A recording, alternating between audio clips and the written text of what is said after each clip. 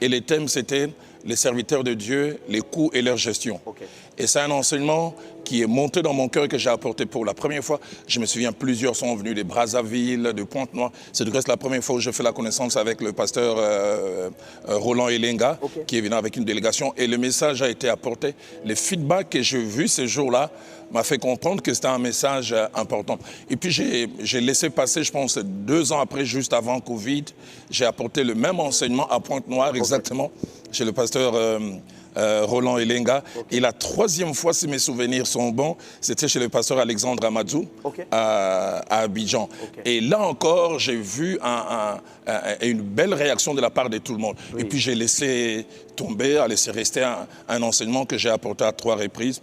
Et puis le début de cette année, mon épouse et moi, on était loin du pays.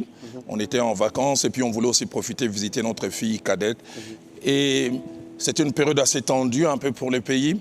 Et ça nous amenait, au-delà de notre temps de prière habituel, de prier un peu plus.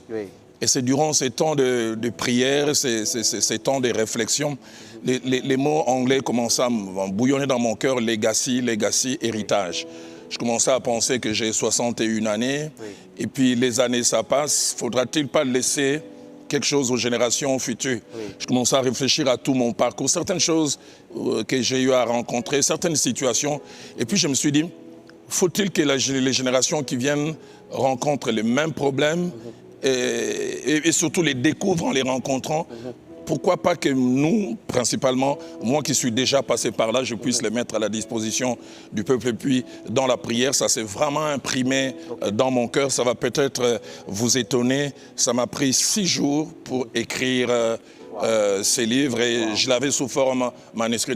C'est un peu le contexte, c'est désir de transmettre quelque chose aux générations qui viennent en disant elles n'ont pas forcément besoin de se cogner contre le mur pour découvrir des choses.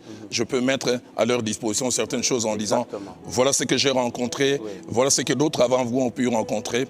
Voilà la bonne manière de gérer ces choses. Donc c'est un peu la réponse attachée au background, à l'arrière-plan de ces livres. Je voudrais, si vous le permettez, que nous restions encore un tout petit peu dans les coulisses.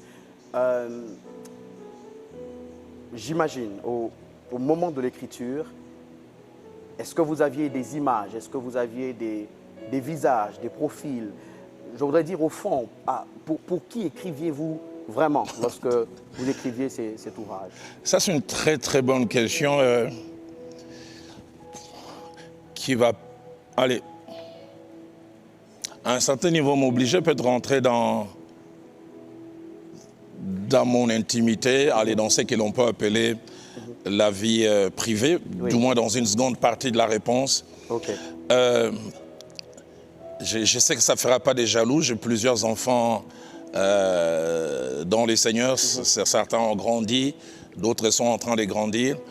Mais je dois avouer depuis maintenant 1 année, 1 année et demie, autant j'ai plusieurs enfants, mais il y a 2 que je peux appeler des petits fleurons, c'est-à-dire un peu comme une plante, des nouvelles pousses que je porte fortement à cœur. Je vais citer leurs noms, je ne me sens pas dérangé par ça. C'est Ken Kenoli et Ace Vedoso, si je peux citer le nom de famille. Ce sont 2 jeunes gens. Je porte tout le monde à cœur, mais je pense, pour cette saison, j'ai l'impression que Dieu m'a donné une mission assez particulière pour ces jeunes gens. Parce que je pense qu'ils font partie de la relève. Chaque fois, je demande à Dieu dans la prière, donne-moi plusieurs années à vivre, afin que je vois ce qui va sortir de ces 2-là.